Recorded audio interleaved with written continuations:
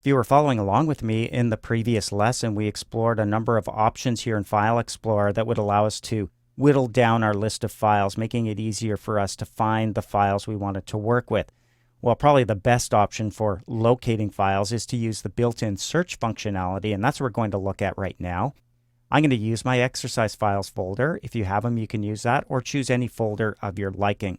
If we want to find certain files, all we have to do is go to the search field, which appears over to the right-hand side of this window, and click. Look what happens to our ribbon.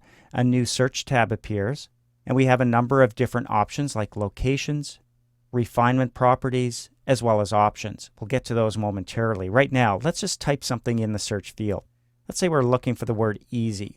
We type that in. You don't need to press enter or anything. It automatically displays results on the fly. And there's one file with the word easy in the name of the file. You can see it there, easy for you. It's our MP3 music file.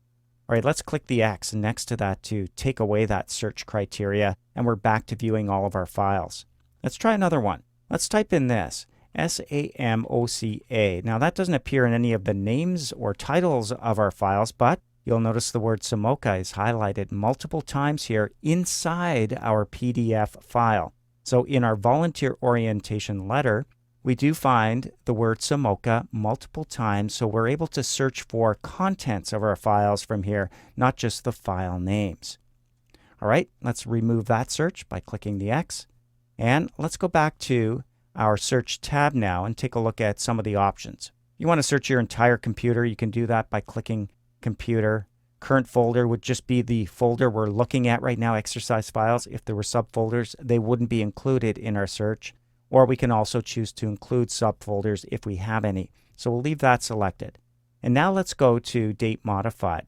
Now when we click this drop down, we can find files that were modified, let's say, within the last year. Let's click that. Well, it looks like no items match our search. You'll notice also in the search field that we see that criteria now. And it will stay there if we wanted to combine it with other criteria, but let's just close it up.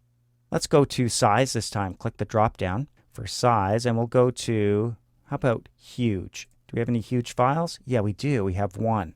All right, let's close that up. Let's go back to size now. Click the drop down. Let's go to, how about large? So there are a number of large files.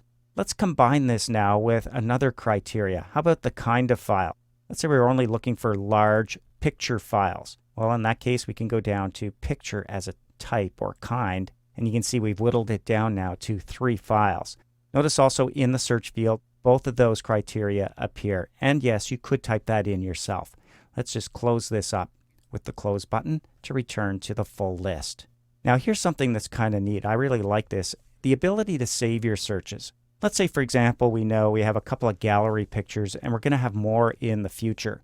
Well, over here on the right-hand side, we could type in gallery. And right away, there are 2 files, gallery 1 and 2. We see some details about those files. Let's save this search. When we click Save Search, you can see it's going to go into your user account under Searches in the Searches folder. And we can change the name if we wanted to. Let's type in Gallery Pics and click Save. Now that becomes a saved search that we can use anytime. So if we add additional gallery pictures, gallery 3, 4, 5, and so on, anytime we go back to that search, we'll be able to find it. Notice over here under Favorites, Gallery Pics becomes one of your options to choose from. So at any time, we can go back to our exercise files. Let's go there now. If we added some more gallery pics, we could click the Gallery Pics favorite, and we'll locate all of our gallery pics, at least with gallery in the name. A nice little feature. If at any time you no longer need that search, you don't want it in your favorites, right-click it over here and just choose to remove it. Now, it will remain in your searches folder, so you'd have to go to the searches folder if you wanted to remove it from there as well.